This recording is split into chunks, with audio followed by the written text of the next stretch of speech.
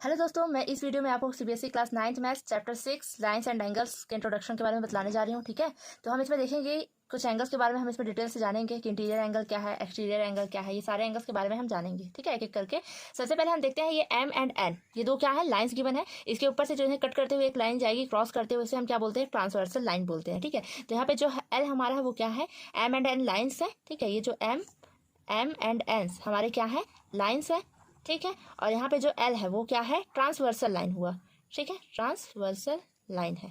क्यों है transversal line, देखो क्योंकि ये क्या हो रहा है, एम और एन को क्या क्रॉस करते हुए जा रहा है। ठीक है, तो देख सकते हो आप, ये जो क्रॉस कर रहा है वो एम एंड एन लाइन पे क्या बन रहा है, एंगल्स बना रहे हैं। ठीक है, जैसे आप देख लो यहाँ पे एंगल क्या है, 1 है। हम इस पर क्या जूम करिए, एंगल 2 है। ये एंगल क्या हो गया हमारा 3, एंड ये एंगल हमारा क्या हो गया, एंगल 4।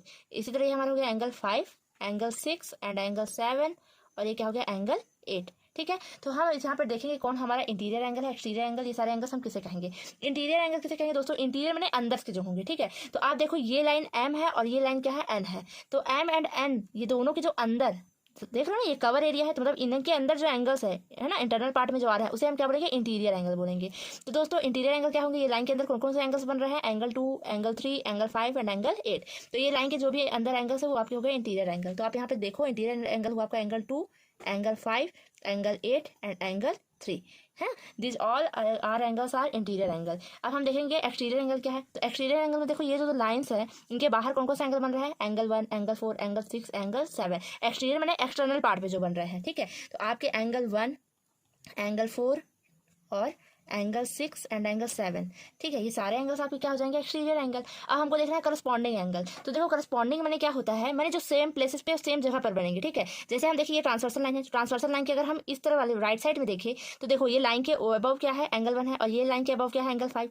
हमने क्या किया, ट्रांसवर्सल लाइन के राइट साइड लिया और इस लाइन के जो ऊपर एंगल है वही इस लाइन के ऊपर एंगल, एंगल 5 है। तो एंगल 1 का करस्पॉन्डिंग क्या हो जाएगा, एंगल 5 हो जाएगा। ठीक है, करस्पॉन्डिंग वाले जो सेम प्लेस है सेम जगह पे बनेगा। हम कंपेयर करते हैं। अब देखो ये लाइन के नीचे अगर एंगल 2 है तो इस लाइन के जस्ट नीचे क्या है, एंगल 6 है। तो एंगल 2 का करस्पॉन्डिंग क्या हो गया, एंगल 6।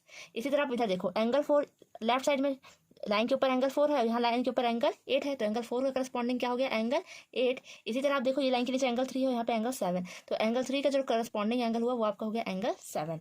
ठीक, अब हमको देखना है अल्टरनेट इंटीरियर एंगल क्या होता है। तो दोस्तों अल्टरनेट का मतलब होता है एक को छोड़ करके हमको दूसरे को लेना होता है। सबसे पहले आप देखो इंटीरियर एंगल्स की बात इसने कही है, तो हम किस पे फोकस करेंगे, इंटीरियर एंगल पे। तो हमारा इंटीरियर एंगल क्या है, angle 2, angle 3, angle 5 and angle 8 है।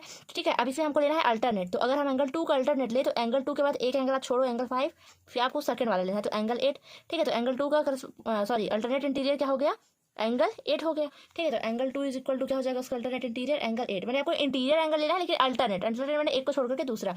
इसी तरह आप एंगल 5 को लो तो एंगल 5 का आपको लेना है अल्टरनेट इंटीरियर, तो आप क्या करोगे, एंगल 8 को छोड़ोगे, एंगल 3 को लो।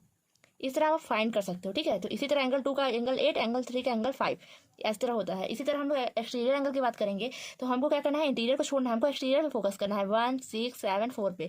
तो अल्टरनेट लेना है, तो एंगल 1 का अल्टरनेट क्या हो जाएगा, देखो एंगल 1 के बाद एंगल 6 को छोड़ो, एंगल 7 पकड़ो, तो एंगल 1 का अल्टरनेट एक्सटीरियर एंगल 7 हो गया। इसी तरह एंगल 4 का क्या हो जाएगा, एंगल 6 हो जाएगा।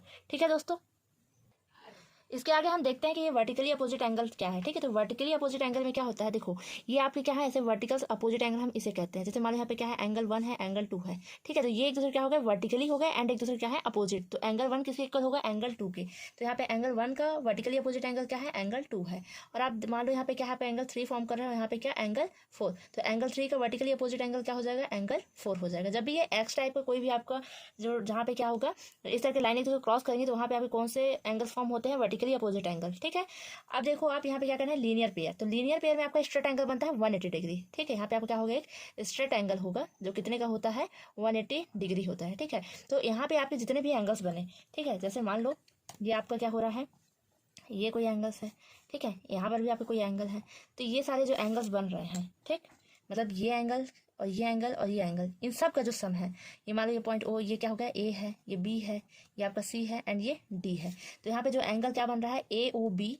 ठीक है, angle A O B plus angle A O C, angle A O C plus angle C O D. ठीक है। Angle COD is equal to क्या होता है 180 डिग्री।